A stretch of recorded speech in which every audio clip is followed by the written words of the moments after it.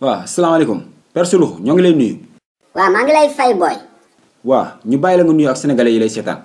maa bañ maa lànk laa wax boy dama am lu ma metti ci Sénégal te il faut ma wax ko ah. ah bon ok vas-y Père waxal lu la metti. mais boy ñun Sénégal la ñu nekk wala Colombie bu fekkee Mexique la ñu nekk tamit nañ ñu ko wax na leer. wala moo xew Père.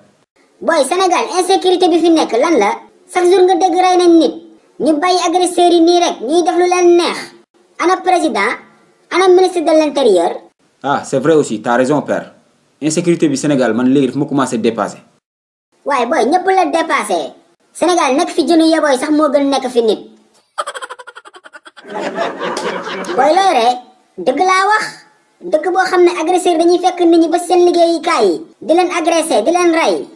voilà te li si gën a grave mooy dañuy rey nit 2 jours après ñu fàtte ko ah. on revient à la politique comme toujours. booy man politique bi si boppam moo ma soof. fan yi kenn mënul am jàmm ay waxul liste la ñuy wax. mel na ñuy bind noore bavard. waa léegi Père yow loo xalaat ni mooy solution pour agression yi ak rey nit yi. booy c'est facile peine de mort. ku fi agressé nit ba rey ko ñu rey la. c'est aussi simple que ça. comme ñoom amuñu jom. sa moroomu góor liggéey ba am teraangam nga dogaale ko ne danga koy nangu. xoolal ma keroog agresseur yu ñàkk jom yooyu noonu nangu scooteru jàmbur bi yor pompe à gaz ak jaas yi waaye bi leen police xaw ma gendarmerie jàppee dama kontaan booy. may wax kenn ki ak biiram bu ngande boobu mu takk téere ba fees ak caleçon bu xeeñ boobu ñàkk jom. oh waaw seetaan nga ba pare.